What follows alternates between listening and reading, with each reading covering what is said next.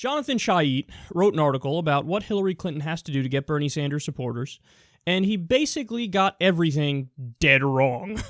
So let me give you his arguments here. He says, the Bernie Sanders campaign began less as an attempt to capture the nomination than as an effort to gain leverage over Hillary Clinton and win the Democratic Party. It will continue in that role probably until the Democratic Convention and possibly through the election in November. Sanders surely wants to force Clinton and the rest of the party to move further left and can now dangle his supporters before her as the prize for cooperating or the punishment for failing to do so. This makes intuitive sense because Sanders has run well to the left of Clinton or any Democratic nominee in modern history and outperformed almost everybody's expectations. But the connection between Sanders' ideology and his performance is far less clear than it might seem or some of his enthusiasts might hope. All right, so let's pause here. He's already hinting at it. He's already dropping some hints. He's like, well, you know, Sanders did a good job, but come on, you don't necessarily attribute that to the things that he says about his ideology, right? No, wrong. What the fuck else are you going to attribute it to? Hey, when that guy talks, people like it, and then they support him. Well, let's not jump to conclusions here. It's not like when that guy talks, people like what he's saying.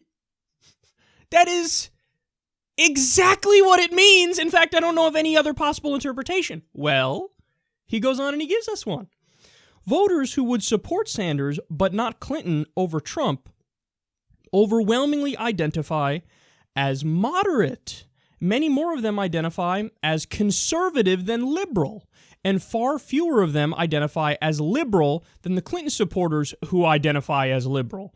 All this data suggests that if Clinton does need to reposition herself ideologically to lock down the Bernie vote, she would move to the right, not the left. Wow. So what's his evidence? His evidence is simply polls based only off of labels. So it actually is true that when you talk to many people who voted for Bernie but say they'll never vote for Hillary, a lot of them, like for example in West Virginia, when we covered the results from that primary, they said, oh, no, I'm not liberal, I'm actually moderate. Or some of them even said I'm somewhat conservative. But I'm voting for Bernie, and I would never vote for Hillary, and if anything, I'll vote for Trump. What does this analysis leave out? The fact that many people don't know Dickie McGeezax about labels. How do you overlook that? So, how do I know that I'm right and he's wrong in the sense that in order to pick up Bernie Sanders supporters, Hillary would have to, if anything, pivot to the left and basically say, hey, I'm going to give Bernie whatever the fuck he wants, and I'm going to pick a super progressive VP, and I'm going to adopt parts of his platform. That's her only hope. How do I know that? Based on polling data that actually gets specific, unlike his shitty polling data, which just says, ho, how would you describe yourself politically? Guys, we know this as a matter of fact. We've seen polls that suggest the American people describe themselves as center-right. That's how they describe themselves. Overall, when you look at all Americans, you average it out, they go, we're center-right. The problem is when you go to the actual data and you go policy position for policy position, they're not center-right, they're not even center-left. They're just left. Their positions coincide with social democratic positions. Even when you poll some people in the Tea Party, do you guys know this? That you ask them, hey, how would you describe yourself? I'm ultra-conservative, I'm very conservative. And then you go through the checklist. Okay, do you like Medicare? Of course I like Medicare.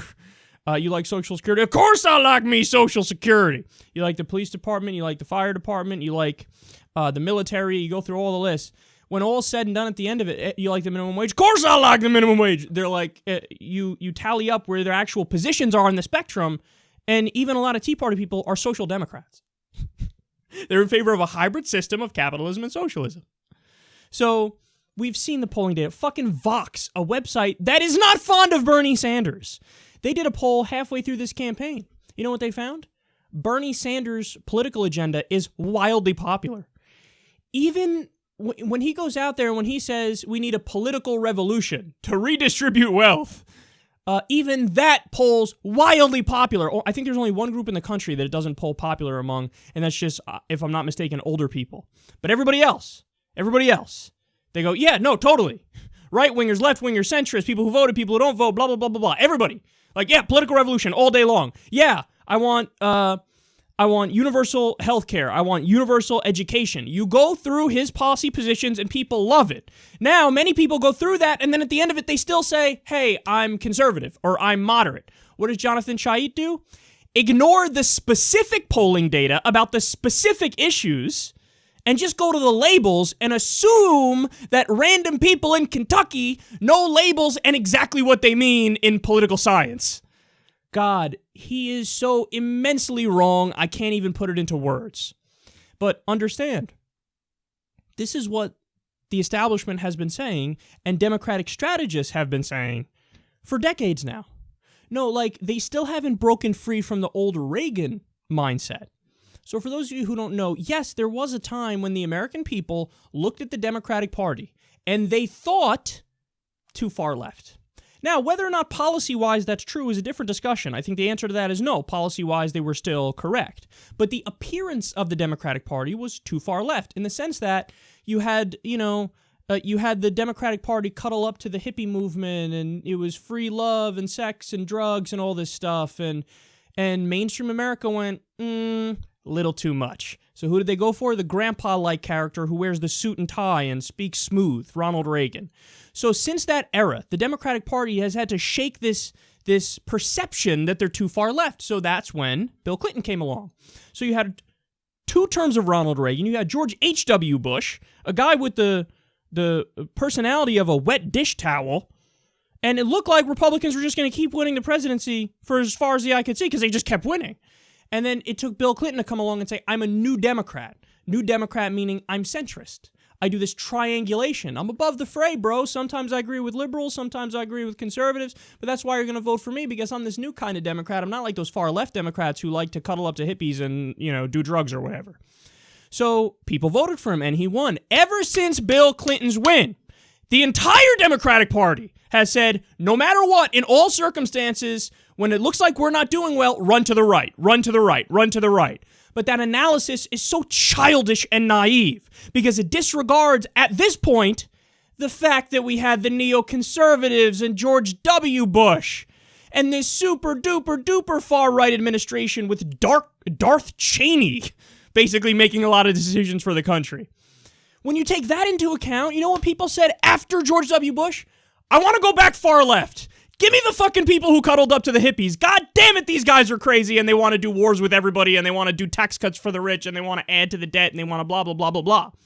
So, but still, to this day, idiots like Jonathan Chait are like, no, the answer is always run to the right. Even when the most progressive presidential candidate in decades comes along and hits the establishment and hits money in politics and hits corruption and talks about universal college and universal education and is filled to the brim with substance, even when it's so clear that he's to the left on the American political spectrum. What do these morons say? The fact that he's making these specific policy arguments from the left means Hillary must run to the right in order to pick up her supporters. Preposterous even just at face value.